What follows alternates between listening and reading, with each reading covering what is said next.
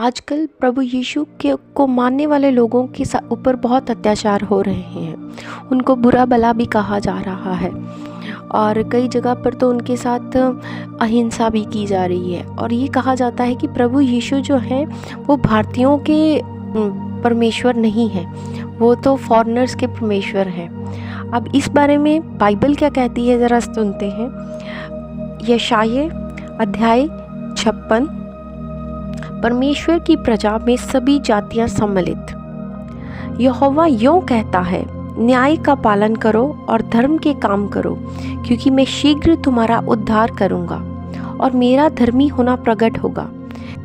इस अध्याय में यरूशलेम वापस आने वाले लोगों से संबंधित भविष्यवाणी है और उन्हें इस बात का निश्चय दिलाया गया है कि परमेश्वर जो है वो इस जाति से की गई अपनी प्रतिज्ञाओं को अवश्य पूरा करेंगे। धार्मिकता और न्याय तथा शब्द को मानने, बलिदान चढ़ाने और प्रार्थना करने के लिए भी चिंता प्रकट की गई है। ये माना जाता है कि यीशु मसीह ने अपने अभिषेक को दर्शाने के लिए इसके शब्दों को दोहराया था।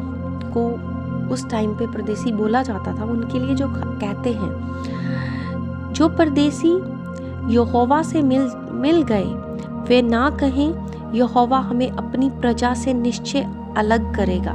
खोजे भी ना कहें, जो खोजे मेरे विश्राम दिन को मानते और जिस बात से मैं प्रसन्न रहता हूँ उसी को अपनाते और मेरी वाचा का पालन करते हैं। यहोवा यूं कहता है, मैं अपने भवन और अपनी शहर पनाह के भीतर उनको ऐसा नाम दूंगा जो पुत्र पुत्रियों से कहीं उत्तम होगा। मैं उनका नाम सदा बनाए रखूंगा और वह कभी ना मिटाया जाएगा।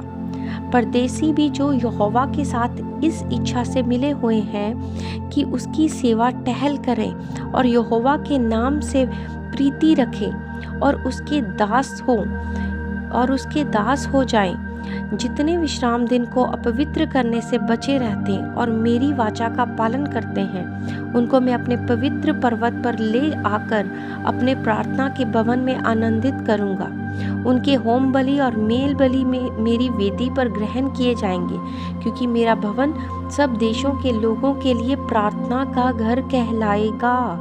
प्रभु यहोवा जो निकाले हुए इजराइलियों को इकट्ठा करने वाला है, उसकी ये वाणी है कि जो इकट्ठे किए गए हैं उनके साथ मैं औरों को भी इकट्ठा करके मिला दूंगा।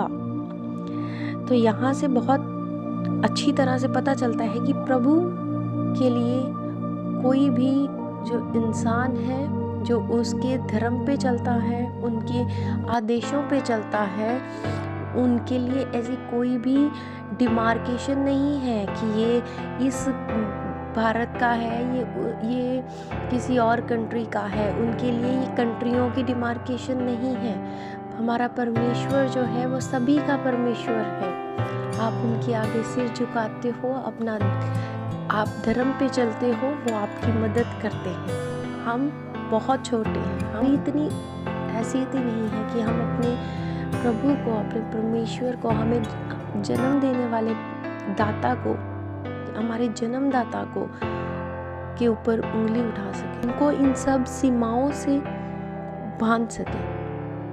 प्रभु इन वचनों के पढ़े और सुने जाने पर हम सबको आशीष दे। आमीन।